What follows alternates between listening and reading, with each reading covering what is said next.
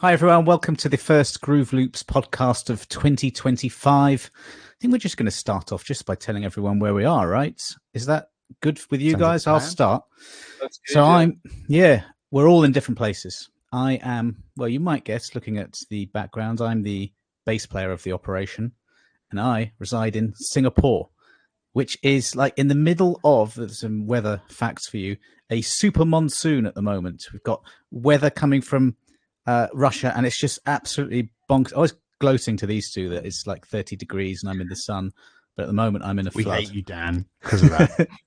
Yeah, because actually, I'll lead on to John. Where are you? You're in a colder place than me, that's for sure. In balmy Kent in the UK, which is actually really cold and grey, but we've all got sunshine in our hearts, haven't we, boys? So, no, absolutely not. So yeah, I'm in my studio in Kent. This is my drum studio, and yeah, that's where I am in London, near London. And I'm in Belfast, in Ireland, and just outside Belfast, about 20 minutes outside Belfast, in my studio and office. And yeah, quite mild here today. Quite a sunny day, sunny start to the day. So looking forward to the weekend. I'm doing some music. I envy your natural light, Gary. Yeah. Yes, he's got good natural light. Lots of natural light. You can tell where we're all sort of from because we just talk about the weather, don't we? And that's just that's just what we do. It doesn't matter where in the world you are physically, it is weather. True. Defaults. And John, do you want to kick us off? Because we've got a little, slight itinerary to talk about, haven't we? So what I thought we would do today is go through our studio setup so you can see how we work, show you some gear that we use. And I was thinking of maybe like a little bit of a Desert Island Disc situation, but Desert Island instruments and Desert Island audio gear idea, where we maybe think of come up with one piece of equipment in our studio, audio wise, which we couldn't live without, and one instrument that we couldn't live without.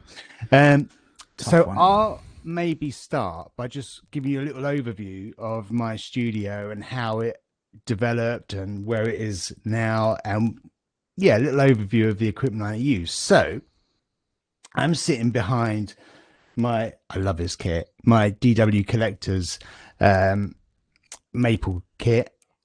This has been used, it's sat here for 20 years, just being used on hundreds, maybe thousands of recordings. And it just sits in this room beautifully. So just to give you an idea, you can't really see what's around, but this is like a triangular room. It's got some weird angles in it.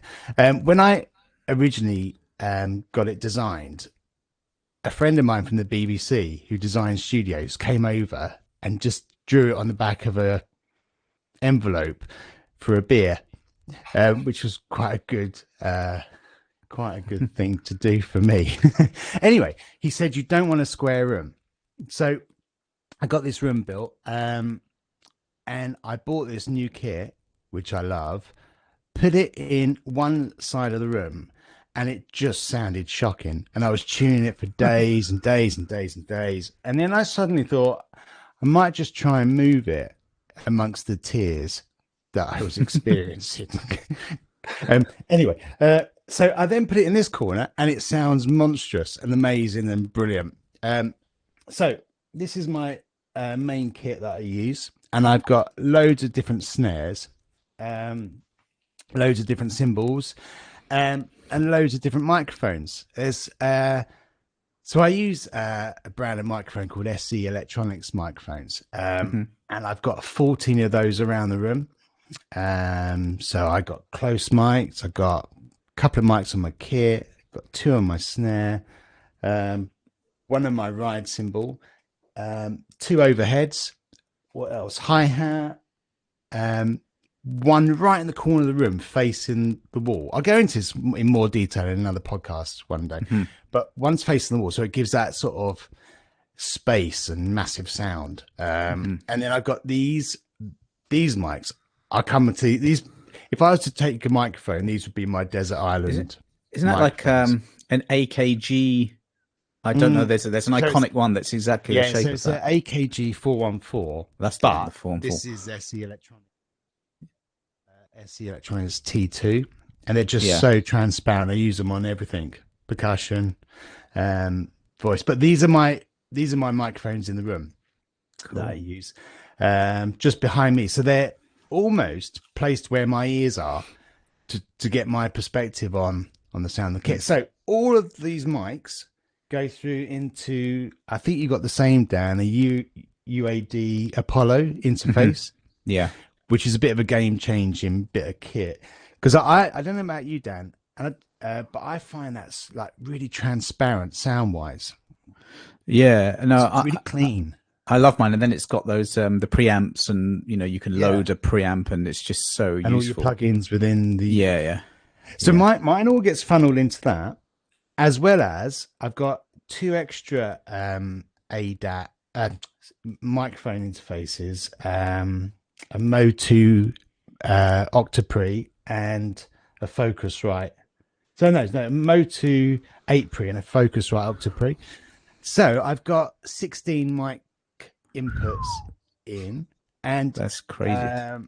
Yeah, do you know what? And it gives me and my composers, producers, whoever I'm sending tracks to when I do sessions, so many options for sound. They can either get really close sound or big sound. So, and I was quite proud the first time I heard this, when I heard one of my recordings with like strings from Abbey Road or wherever, like where other instruments are recording from Abbey Road, and you don't hear, it doesn't stand out. It just sits in the mix beautifully, You should probably mention, I mean, you've played on Hollywood films, BBC programs, nature programs, the whole lot, right, from that room. And that, I think that's the thing. I mean, sorry to butt in here, but just in case anyone's listening for the first time, I mean, you've been doing remote sessions from your studio for what, nearly 20 years?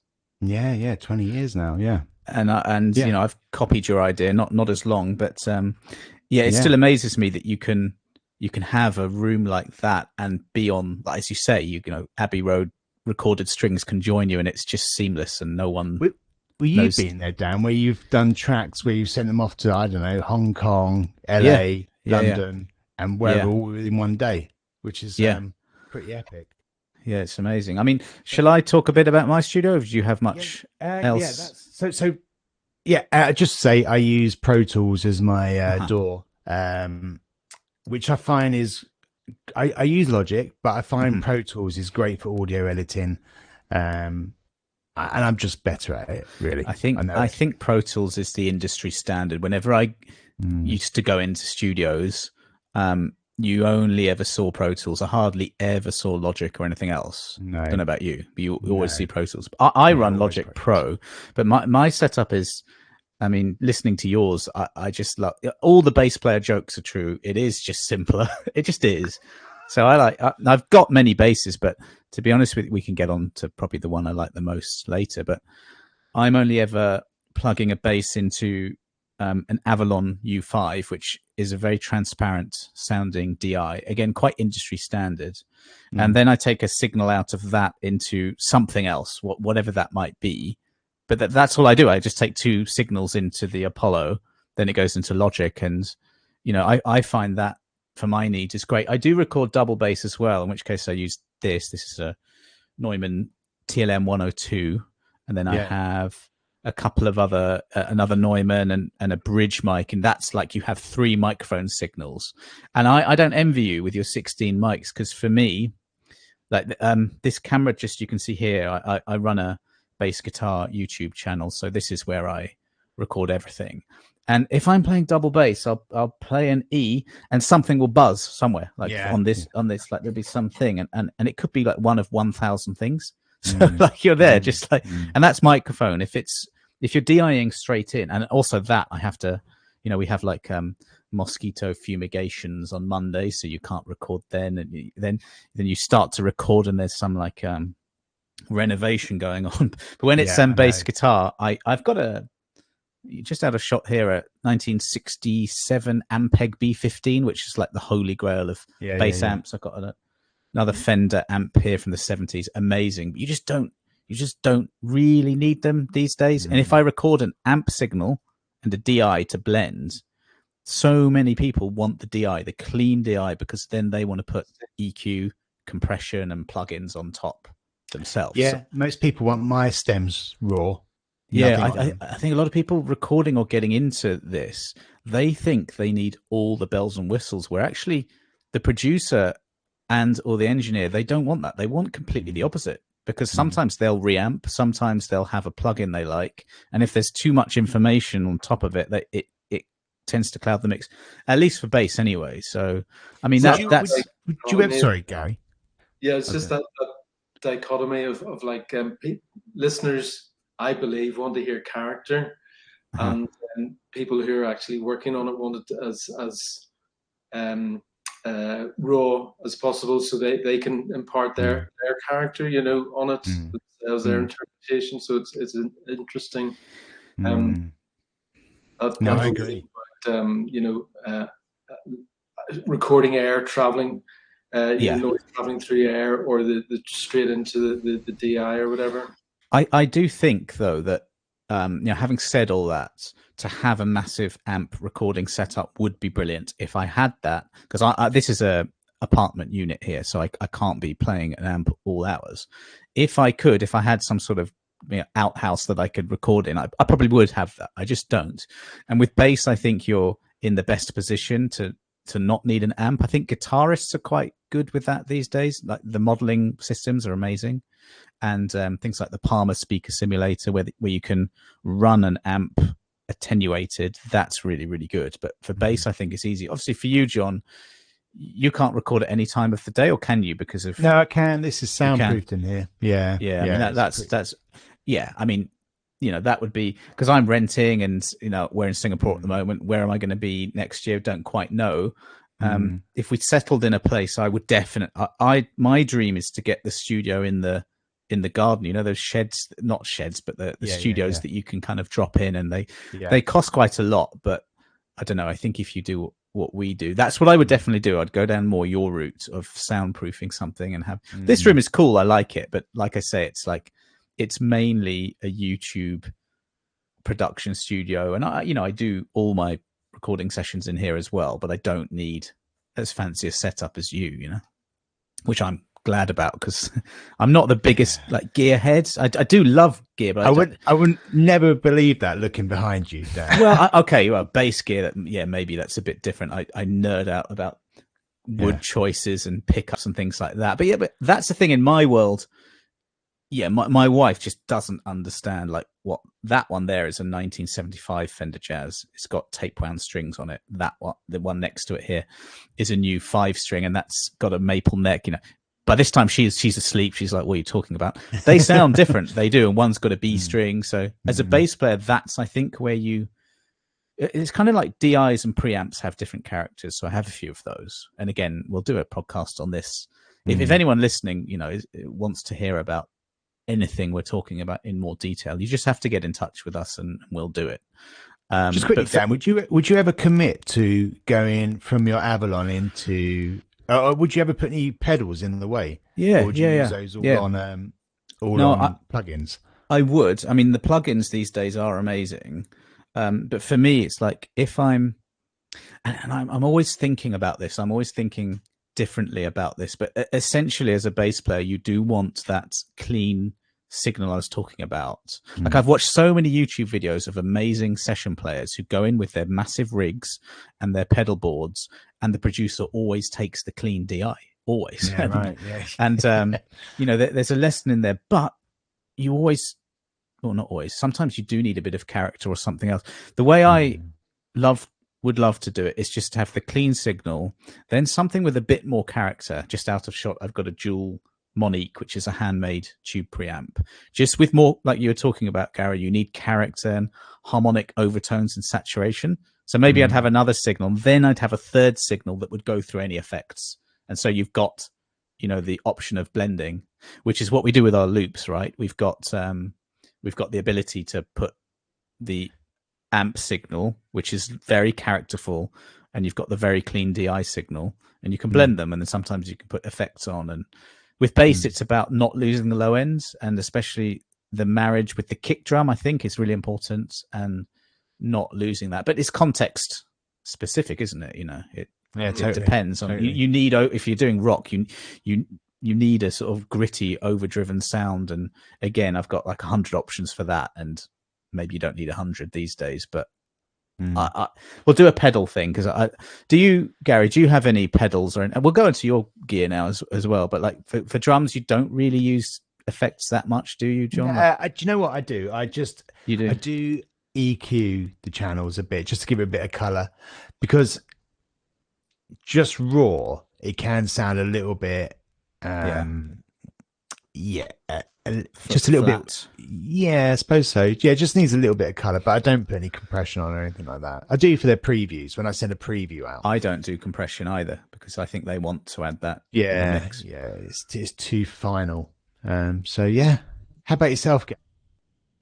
Well, this, funnily enough, this is rectangular building.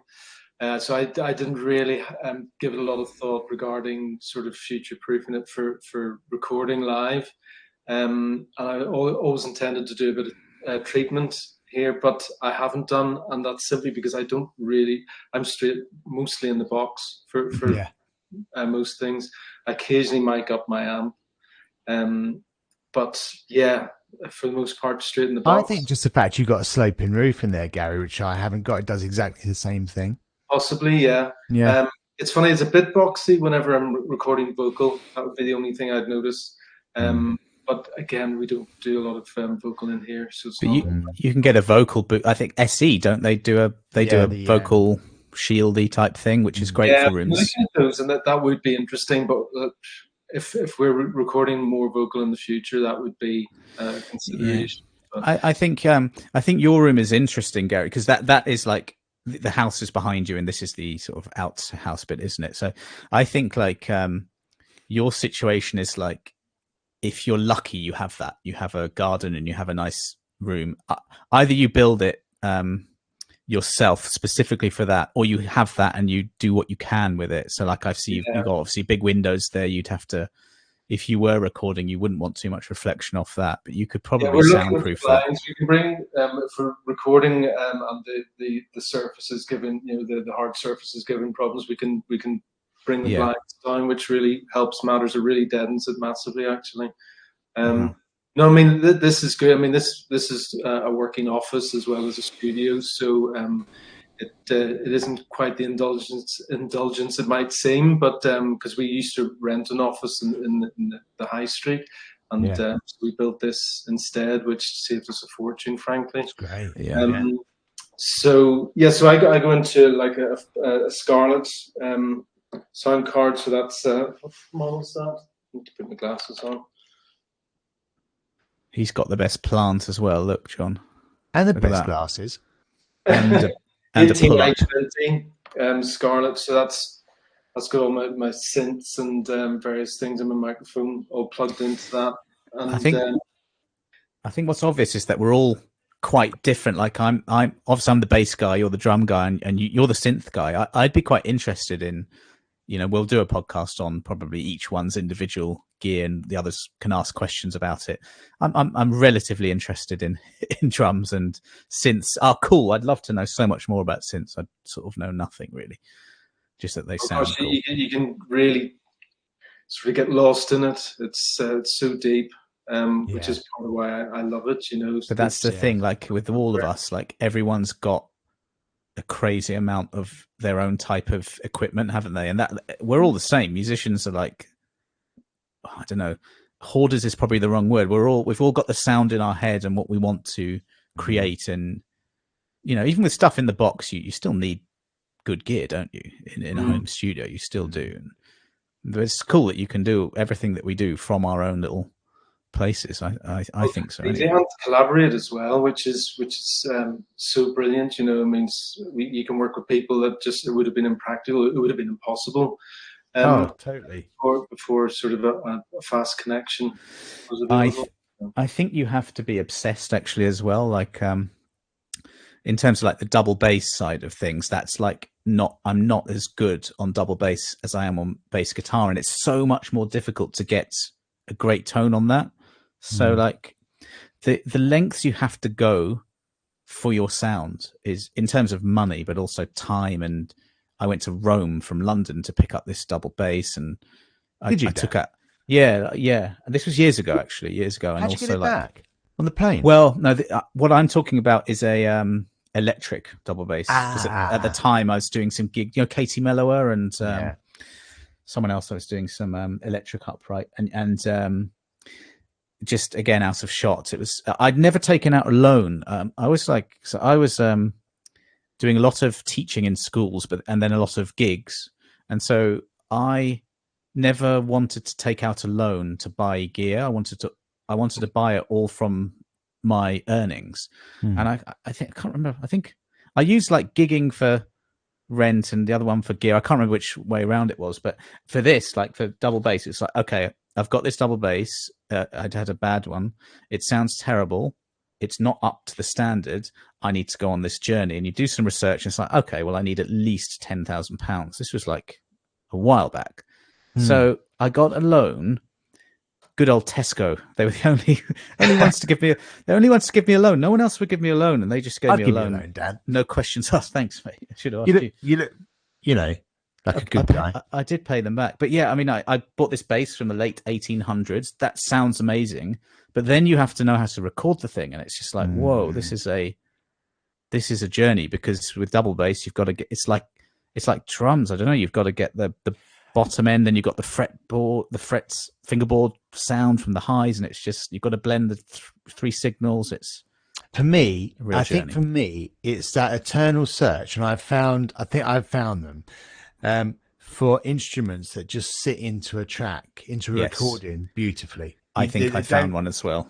Yeah, which leads me to the next section of my desert island instrument. Good segue, good link, John. Thanks, mate. Which is this snare, right? Oh, it was just there. Well, it's just there. With snares again, right?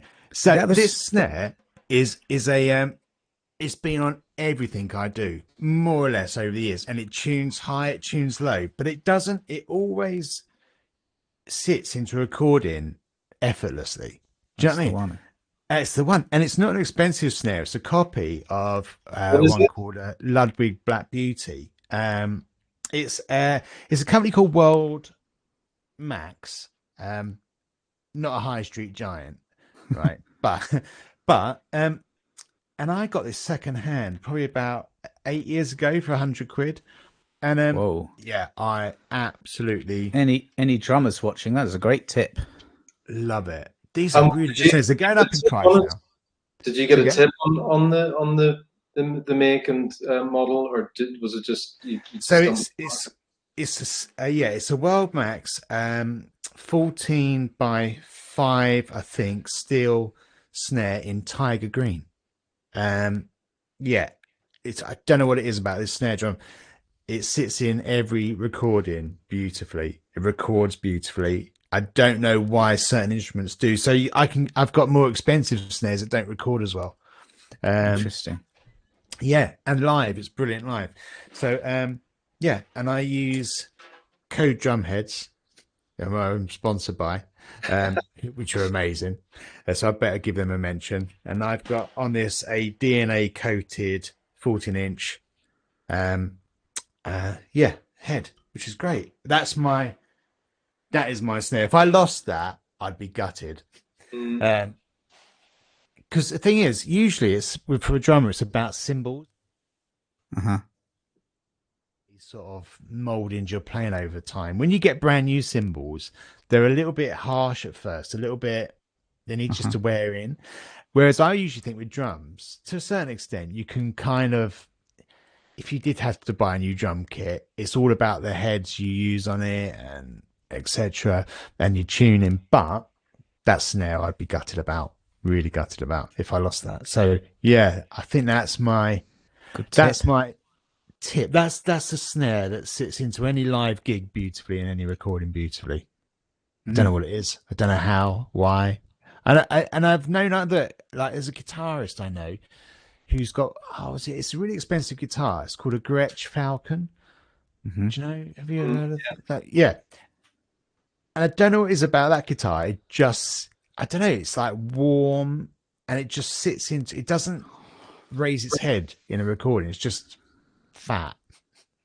You know, fat. Yeah, great sound. Nice. Dan, When have you have you got your? Oh, go on, you go. No, I was going to say when you showed us your snare, you did a proper Ron Burgundy, you know, an Anchorman. When they they want him, he's in the jazz club on a date, and there's a jazz band in the background, and they're like, "Oh, come on up, do you want to play flute?" And he's like, "I'm really, really not prepared." And he gets up and he just does this, and he's got a flute in his. He plays jazz flute. Jazz flute. You just did a proper Ron Burgundy. Look, there's my.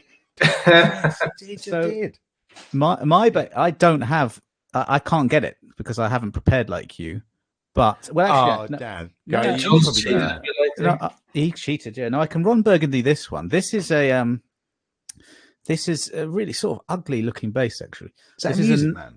No, this is a really, really, really cheap plastic pick guard that someone put on because like there's a hole in here. Under here, it's just this shouldn't be here. Basically, right? Someone masked it. This is a 1982 Ibanez Roadster bass. My wife bought me this for Christmas when we came to Singapore. I just wanted a cheap bass for YouTube, just to do lessons and show people that you don't need like a really fancy bass, whatever. And the pickup, like the bridge here, there's a sharp bit that would scratch you and you'd be bleeding, and then the pickups didn't really work. So like we are all nerds and we go down rabbit holes. I was like, so that's a precision and jazz PJ pickup. I was like, okay, those stock pickups don't work. I just need this. So I was like, I'm just going to find the first set that I can find in Singapore, and that's the criteria. If they have it in the shop, and there's Seymour Duncan's DP126, I think so. And that bass sounds unbelievable. It sounds really, really good. I get comments about that all the time. And so playability, Dan? It's crazy. It's just, I played it because I knew that, I saw it in the shop and I knew that like Ibanez vintage basses was supposed to be quite good. And I just played it and instantly it just felt incredible. It's made, again, I should do my research. It's like the early 80s, they had someone will be able to correct me. I think it's the Matsumuko factory or something, some factory in Japan where like the best handmade basses were being made. The Japanese craftsmanship at the time was incredible, still is. And this was made in that one. And you can really tell that it just feels great. Wow. Yeah. But actually like the equivalent of your snare, not in terms of price, unfortunately, is you can see that blue one in the rack. Yes. It's like two behind that. There's a sort of natural coloured one. I can't Ron Burgundy that one, but that is a 1978 Fender Precision. And just a number of times you hear bass session people talking about Precisions because that split coil pickup, which is like that one, that's not two pickups. It's one pickup with the split coil. And there's the frequencies that emits seems to be like Leo Fender created that in the early 50s or somewhere around there, but anything in the 60s you're hearing is Fender Precision, and he just got it right. And so we're used to hearing that. It definitely sat in the mix really well. And I bought that I think in 2010, and before that I didn't have one. And I was recording with an artist called Luke White, Mike Batt's son, Luke Batt now, and he had just these incredible engineers like Hayden Bendel, who was lead engineer at Abbey Road, I think, and just done so many things. Like I was just telling him about musicians I love, like Pat Metheny, and he was like, yeah, I did that album. And he's just done everything. And at the time I didn't have that bass, and the basses I had just didn't really cut it. And you could sort of like tell he was a really lovely guy, but you could tell like when did you get that one, Dan?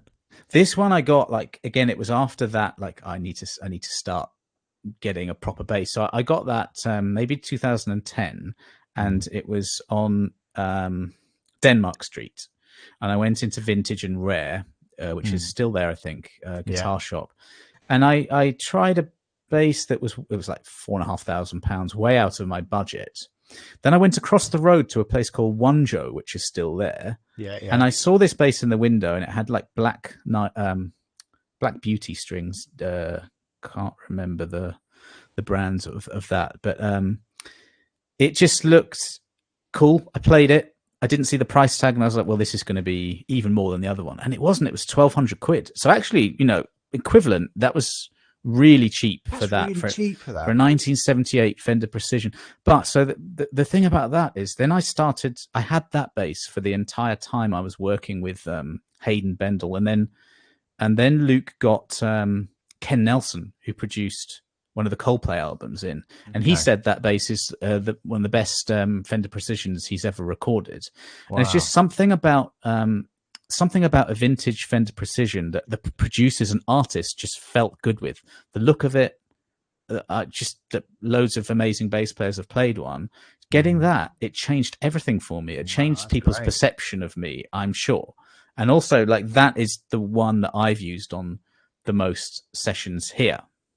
Because at the end of the day, you can kind of use anything and no one really knows. They just, some people want a certain sound. They definitely do. And if I'm playing a rock session, which goes down to a, low D or C sharp, something like that, I have to use a 5-string. Otherwise, I'll just use that, and it just does the job. It's like that snare. It just fits in. It doesn't poke out. It just one of those. So that is finding the holy grail. Yeah, honestly, we could do a whole podcast. Maybe we will one day on just your snare and that bass and just some sounds of it. This one? That one. Yeah. Yeah, and I'd like to make it official that I'm not sponsored by anyone. Actually, I'm not big time enough. Yet. But not yet. No, especially not Fender. I'd love a little Fender deal, but yeah, that'd be nice. Vintage basses just seem to, not all of them. Some of them are a pain because of, well, even this one, this 82 one with the thing that cuts you here and the pickups that don't quite work. You have to spend some money on it, and I got it plecked. The pleck machine where you get the guitar or bass to be put in this like cupboard thing, and it just takes all the measurements, and this machine just files the frets down. That made it play really, really well. And that bass, by the way, the Ibanez cost my wife, she bought it for me, something like £350. Something, it was ultra cheap, and I used that a lot. I used that on the sessions. It's got this really open, lively sound. The pickups are quite full and quite rock. So yeah, anything rock or funk, that works really, really well for. I think that's the thing, knowing what piece of gear works well for different things. Another subject, but yeah. And I was thinking, Gary, if you were to go to a desert island with one bit of gear, you would need a plug socket. I was just worrying about the very same thing. Yeah. I was just thinking, yeah. Well, my instrument, funnily enough, I've got various guitars because that was my first love, and it'll probably be my last. I've got a Strat in the corner there, and I got that when I was about 14 or so. Oh wow! What is it, Gary? If there was a fire, I would probably go for that first for sentimental reasons.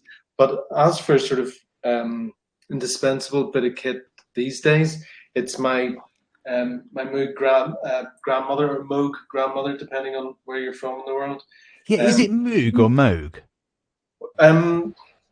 I think it's Moog, but the Brits have always said Moog. So yeah, so have I. One of those. But I've got a grandmother here, which is a lovely little synth based on old sort of Moog modular. It's like the Model 15, and then obviously it's also got a bit of lineage from the Mini Moog as well, or the Mini Moog. Yeah. Talking about things sitting in the mix, whenever I'm struggling for a synth sound, if I'm doing like a bit of a lead or something to add a bit of color to a song, I just crank this one up, and more times than not, I just get something really, really nice. Wow! And it's just so much character, and the fact that it's you have to roll your own sound. It's got no presets or anything, so you have to start from scratch. You have to coax it.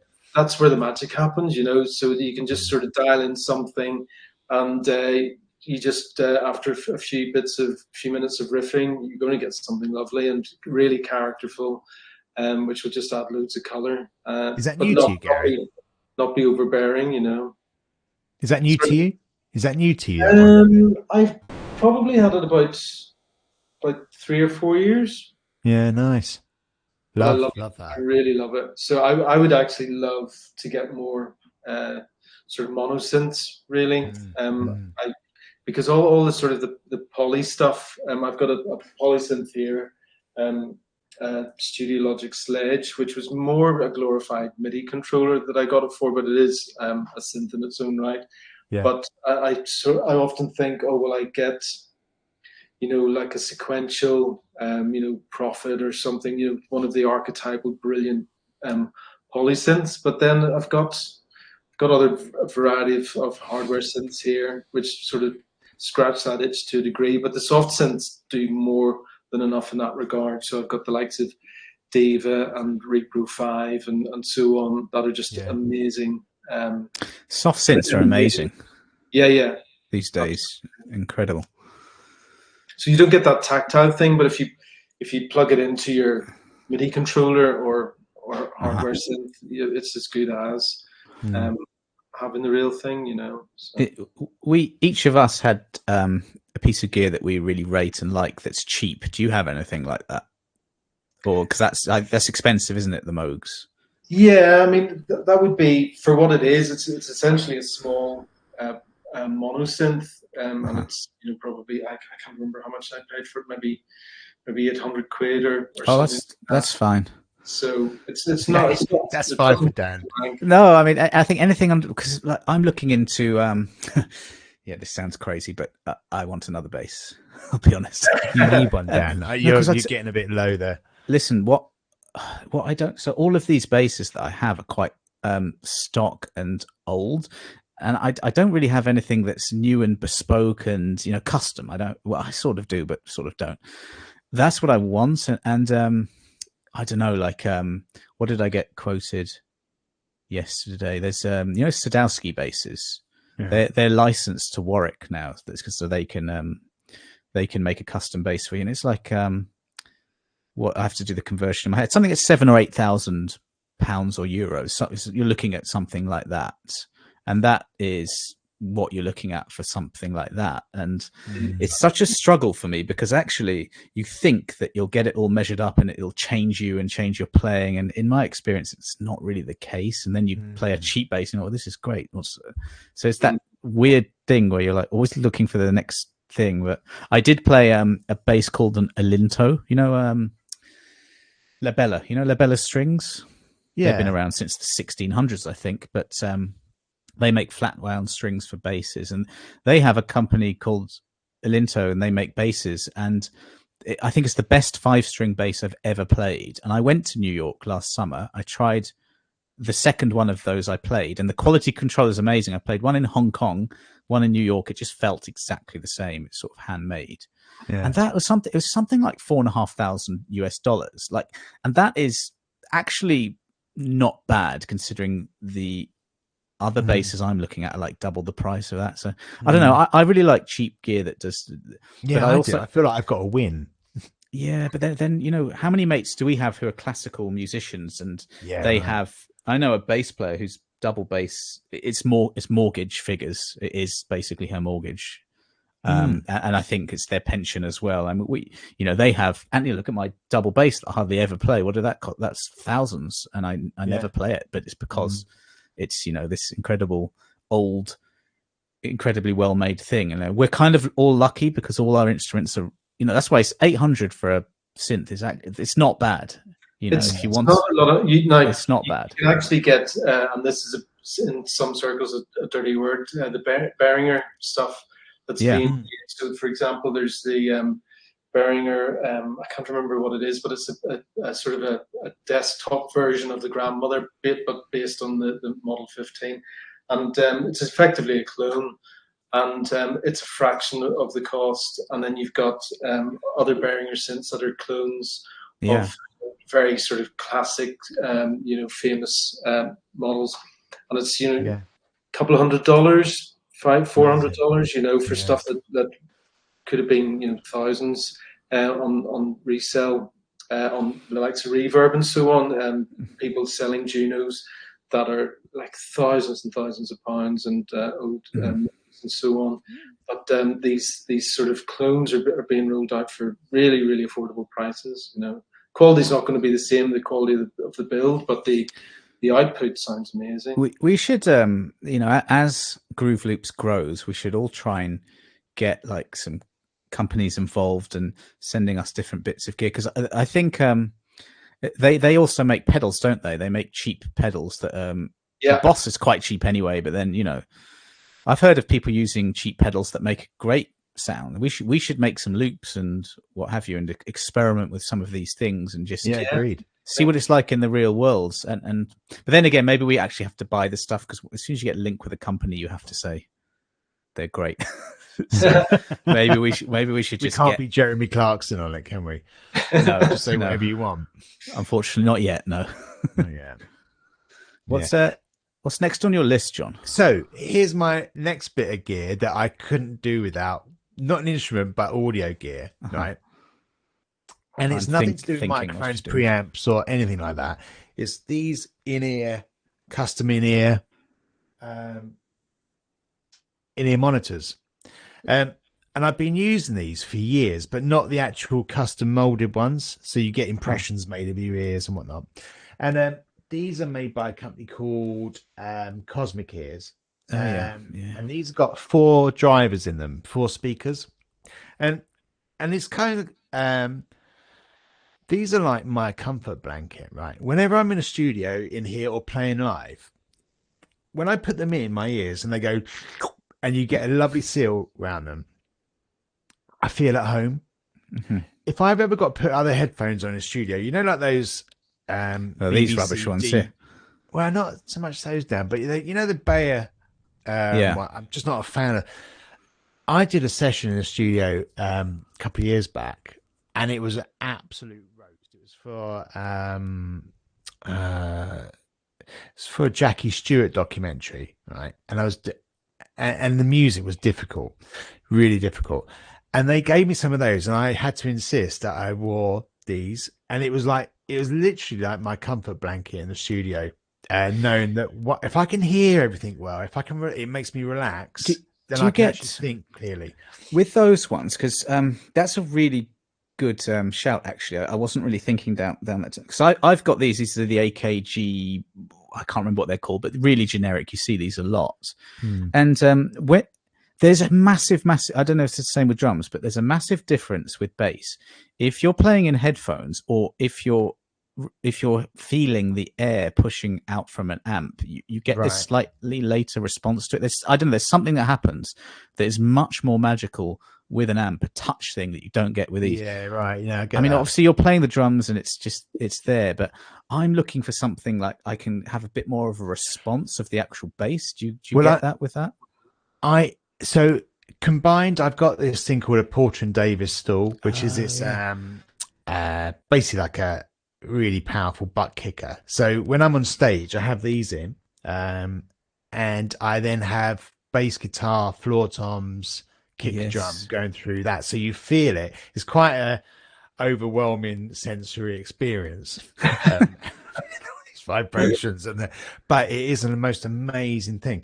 And so yeah, I think recording and playing live is about feeling, for me, to be in a good space and give it my all is about feeling comfortable. And these, if I lost these, I'd buy them again in a heartbeat. Honestly, does it mitigate risk of tinnitus or hearing damage? So I used to do, when I was younger, like teens, I used to do pub gigs, and I couldn't hear for about 3 days afterwards, and I'm going, oh man, this is not going to be good long term. You know, when you got that sound going on,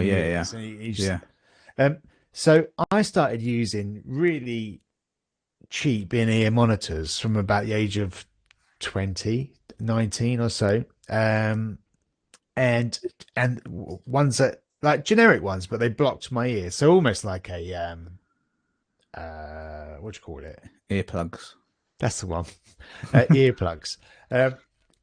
So yeah, and I've been using this ever since. But only in the last probably about 6 years have I used the actual custom ones. But they're What, just what is the brilliant. model of that one?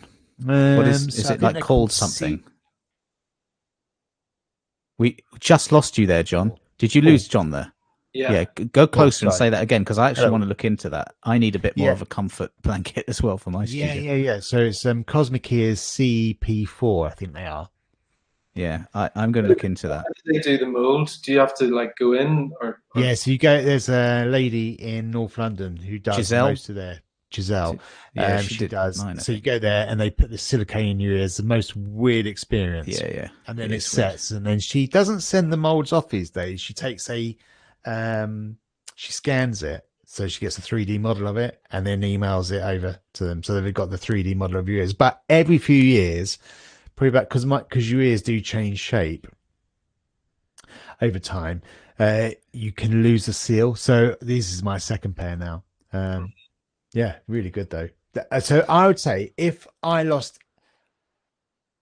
I'm playing live, and sometimes when you're playing a big gig, you have to like get your head on, and just sort Mm. of rein the adrenaline in a bit. These are yeah, it's like a comfort blanket, I would say. Just makes me feel relaxed. So Mm. that's my one bit of gear I think I would take with That's me to a really, desert really island. interesting. When I was doing, I did a few gigs years ago when it was the first time I was using in ears because before it was all monitors for me, Yeah. and I was depping on big gigs and or subbing if you're from the States, and you get the pack, don't you? And even that, like, Mm. it's something a bit alien, and when you're a bit younger, it's like, what's going on here? Yeah. You don't have amps or whatever. So got that put in, and I was rehearsing with it as well. But because all the other guys, they had the equivalent of those molded earplugs, and I just had like literally just a generic set of Mm. just rubbish, like normal earbuds, Mm. and just like it was fine in rehearsals, but then going on stage and suddenly there's thousands of people and you're moving around a bit and it's sort of popping out of your ear and you're just like, you can't be thinking about that during No, the no. performance. Like, so I mean, I don't really do any of those gigs right now or any gigs right now for that matter. But if I did, I would 100% invest in those. And I actually think I might anyway, because there's something about hearing it well and feeling it that makes your performance better. Dan, the bass response on these in studio is insane. Yeah. Honestly, it's unbelievable. I might reach out to them actually because let's see if they can. John, whenever you're doing your touring, do you have well, for a start, does the guitarist use actual amps or is it No, everything's DI'd, Gary. interesting? Yeah. You can basically the sound can control what you're hearing then through the monitors, be it through Yeah. the So basically, I plug into this whole unit by the side of me, and I've got an iPad with a mix app, and on my mix app, I've got you got all the faders for every microphone or DI in the band, mm-hmm. and then it says John Ears and John Buttkicker. So I've got two different mixes. So if I need a little bit more kick in my stall, so I can feel it, I can just knock it up. If I need a bit less bass guitar, You or don't whatever. do that pointing at the engineer and all of this No, anymore. You no, just not anymore. Not anymore. And the thing is, what's really good about that is the fact that from gig to gig to gig, because we carry our own production, you just the mix gets better and better and better. So sound checks literally take about 3 minutes. Yeah. Has the iPad ever gone down? Not really. No, it's pretty And stable. are you playing to any? Because you, as a drummer, you have to usually trigger stuff, right? Yeah, I'm Are you triggering triggering? clicks. Yeah, Has triggering that ever clicks. gone down? Yeah, but we got backups and backups. See, I'm glad as bass players we generally don't have to deal with any of that That's the stuff. nerve-wracking bit, Dan. I've heard some horror stories actually of like yeah. the lights come up in the show and like yeah, pressing the button and nothing happening. happening. It's all linked to the screen, the lights, everything. That's on you, isn't it? Even though it's not really your fault. I've got two buttons, play and stop. Right, yeah. So it kind of is. That might be a bit complex for me. But what's nice is you feel like probably by mid-tour, it feels like you're listening to an album that you're playing in. You know what I mean? It Yeah. sounds it's mixed like an album. It's beautiful. It's really nice. Really love that. Yeah, that's a good thing. That is awesome. Do you ever listen back to the recordings of the? No. No, We sh- no, we- I we don't should- It's got know. things to do with your No, I time. don't want to know. we should tell anyone listening that what you're talking about. You're talking about Killer Queen, right? Yeah. John is in probably the premier Queen tribute band in the world, or one of them, at least one of them, right? Didn't the guy win something like years ago? Isn't that how he? I'm not sure. I don't know, but he's Yeah. a very good Freddie. And John, you travelled the world, right, with that? Yeah. We've They're got massive Red Rocks recently, and all kinds. 5, 6 times now. Red Rocks each With your summer. big blonde wig. And my big blonde wig. Have you got the wig to hand? Did you get to keep the wig? Yeah, here. I don't know. Can That's you? for next I'm just like Mary Poppins' bag. I'd Yeah. like to see that next podcast. No, I don't keep it. I don't want it anywhere near me Yeah, in day-to-day life, either for hygiene or temptation. it must be pretty rank at the end of the tour. It's not great. Yeah, how do you clean your wig? That's the question we've all come for. I think that's the question of the podcast. Forget all this itinerary of like what gear, how do you clean your wig? Do they clean your wig? I hope so. That's another question. I hope so. Maybe Anyway, they don't. yeah. Maybe I should. Horrific thought. Well, I'll talk to you about my bit of gear.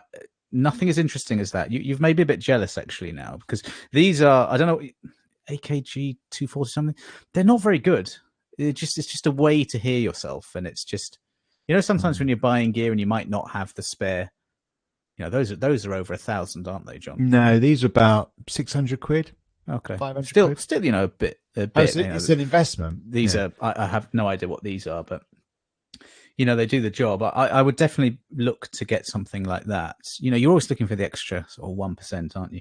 But I think for me, it's quite boring. With bass players, I think it's all about DIs, and I've had an Avalon U5 that was like, it was exactly the same situation as the 78p bass, where it was like I have to step up to the next level of. In that case, it was a DI, and it's actually quite a boring piece of gear. I've had that one for well over 10 years, but I used that on a tour. We did a support tour for Status Quo, and I used that, and their sound people loved it, and they ended up buying a load for them because they it's bomb proof, and it just really boring, but it gets the sound of the bass to sound decent out front. It doesn't really do much else than that, and it doesn't it's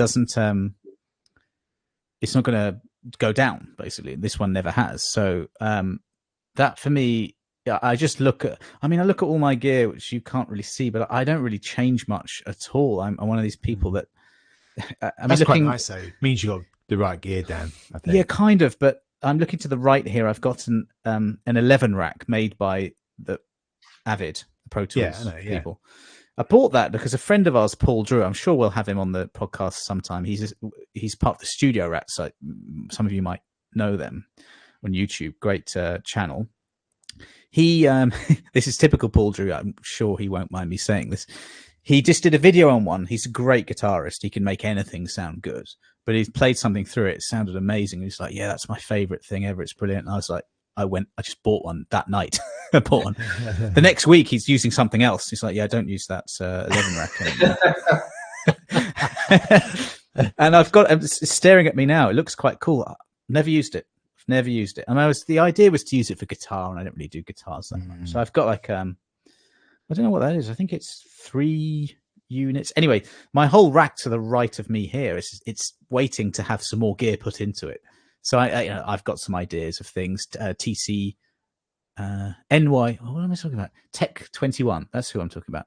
They do some nice like Geddy Lee preamp type thing that would fit in there because it looks cool as well. Or a nice like a 19-inch phone holder. Yeah. Or a wig dispenser cleaner. A wig cleaner. Well, you guys were disrespecting the Bear Dynamic. I got a pair of these about a month ago, We've offended you, Gary, haven't we? Yeah, no, not at all. I basically had a budget. These were 189 quid from Thomann.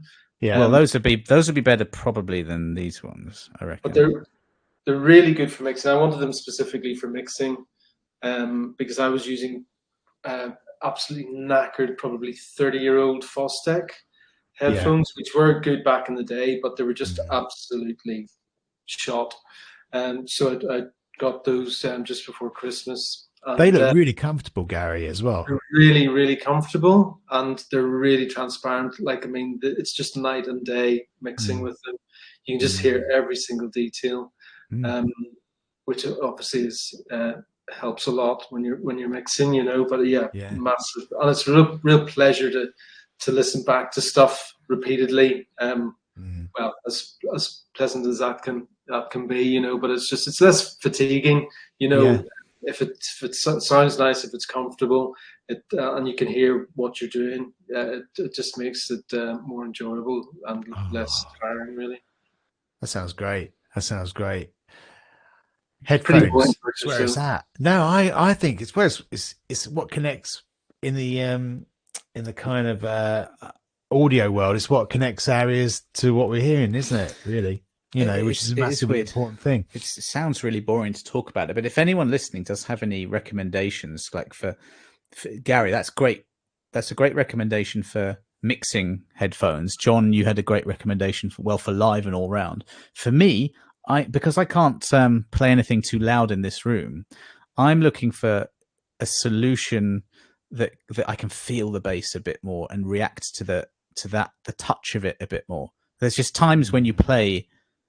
Even like when I used to teach in schools, they always used to have those Boss Cube amps. You remember those, John? You see them in all like schools everywhere, and some of the rooms you were in would be quite nicely, like hardwood floors. And I'd play a guitar or a bass through this tiny little amp, and it would just sound. You'd feel amazing playing this thing. Even okay, that's the acoustics, but it's just your reaction to what you're hearing in that environment, and it's so important.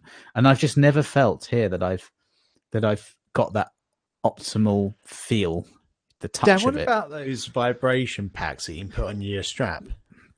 I looked into it, but it's one of those things. It was a project, and that sounds great. And then I just didn't. To be honest with you, I mean, apart from Groove Loops, like I do remote sessions just like John does. My main gig at the moment is this YouTube thing that I do, and that really. If ever I'd still do get sessions coming in, but if ever I got more, I would look into that seriously. I know the one you mean. I can't remember what it's called, but you put it on the strap, don't you? And it does the same thing as and they do a vibration plate. Porter and Davis do a vibration plate. Yeah, and a stool, don't they? The neighbours down below, though. Yeah. If anyone knows of a solution, do let us know, because we're always looking for little improvements, aren't we, as musicians? Always. Whether it's, I mean, obviously, probably we should be looking at our playing and timing and I'm sure we do, but it's gear as well. You can't go wrong, can you? Absolutely. A bit of gear. Yeah. What else have we got, John, on your magical itinerary? I was going to mention one of our albums, which I was listening to the other day. Our album called Cosmic Funk. Yeah, like which, it's when we recorded it, because I based it around the whole Jamiroquai feel, didn't we, Dan? Yeah. So a lot of 4 to the floor, really cool hi-hat patterns, dance funky bass, playing away on it. So and it's I've used this just to get some ideas going. So I sort of mess around on the keyboard and whatnot. But it's great to have the bass and drums just there as an inspiration to then write from it. It kind of gets my juices flowing a bit, my creative juices flowing. Yeah. Bit. So I suppose we'll put a link in our description, Dan, to that album. Yeah, I mean, that's the one I've played a lot. I've used that a lot for my lessons, actually. I think it's 119 beats per minute, if I remember correctly. And it's just like in terms of jamming and making up bass lines to your drums, which are always amazing. It does put you into that for me, like the Stuart Zender era of Jamiroquai, the early 90s. I grew up, I was starting to play bass, 91, I think.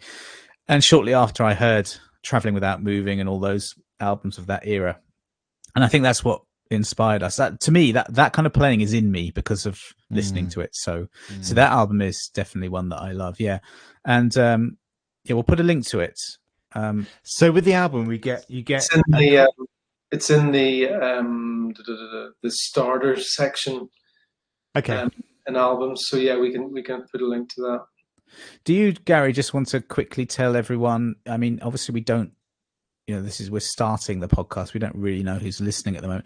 Do you want to tell everyone about like the 5 free albums and where to go and what to do if you want to get those? That's a good point. So basically, in the navigation in the community site on the left-hand side, there's a section called Starter, and that's got 2 sections within it called Albums and Tutorials.